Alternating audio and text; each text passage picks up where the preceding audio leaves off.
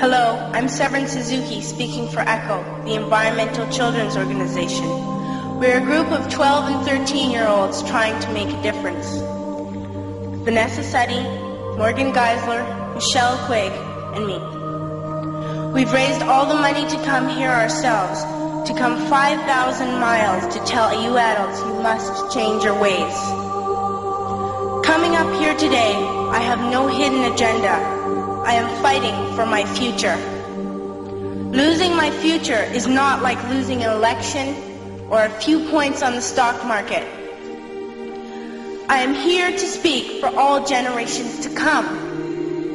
I am here to speak on behalf of the starving children around the world whose cries go unheard. I am here to speak for the countless animals dying across this planet because they have nowhere left to go. I am afraid to go out in the sun now because of the holes in our ozone. I am afraid to breathe the air because I don't know what chemicals are in it. I used to go fishing in Vancouver, my home, with my dad, until just a few years ago we found the fish full of cancers. And now we hear of animals and plants going extinct, every day vanishing forever. In my life, I have dreamt of seeing the great herds of wild animals, jungles and rainforests full of birds and butterflies. But now I wonder if they will even exist for my children to see. Did you have to worry of these things when you were my age? All this is happening before our eyes, and yet we act as if we have all the time we want and all the solutions. I'm only a child and I don't have all the solutions.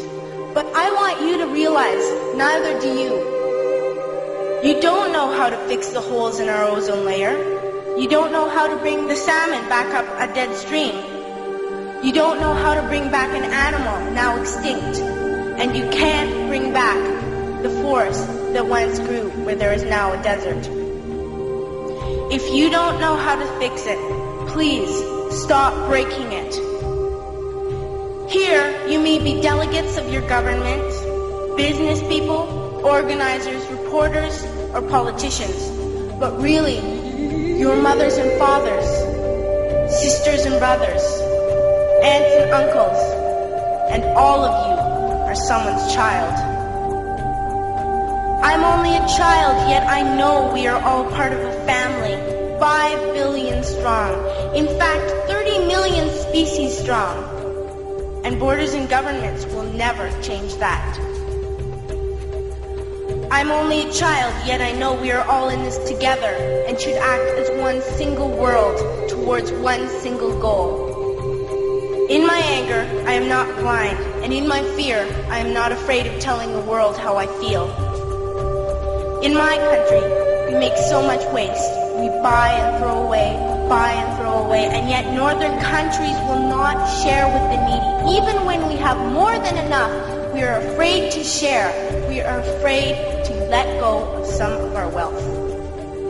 In Canada, we live the privileged life, with plenty of food, water, and shelter. We have watches, bicycles, computers, and television sets. The list could go on for 2 days. 2 days ago, here in Brazil, we were shocked when we spent time with some children living on the streets. This is what one child told us. I wish I was rich. And if I were, I would give all the street children food, clothes, medicines, shelter, and love and affection. If a child on the streets who has nothing is willing to share, why are we who have everything still so greedy?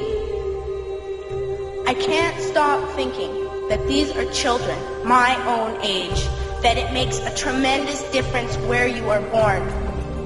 That I could be one of those children living in the favelas of Rio. I could be a child starving in Somalia, or a victim of war in the Middle East, or a beggar in India. I am only a child, yet I know if all the money spent on war was spent on finding environmental answers, ending poverty, and finding treaties, what a wonderful place this earth would be. At school, even in kindergarten, you teach us how to behave in the world. You teach us not to fight with others, to work things out, to respect others, to clean up our mess, not to hurt other creatures, to share, not be greedy. Then why do you go out and do the things you tell us not to do? Do not forget why you are attending these conferences, who you're doing this for. We are your own children. You are deciding what kind of a world we are growing up in. Parents should be able to comfort their children by saying, everything's going to be all right. It's not the end of the world, and we're doing the best we can. But I don't think you can say that to us anymore. Are we even on your list of priorities? My dad always says, you are what you do, not what you say. Well, what you do makes me cry at night. You grown-ups say you love us, but I challenge you, please, make your actions reflect your words. Thank you.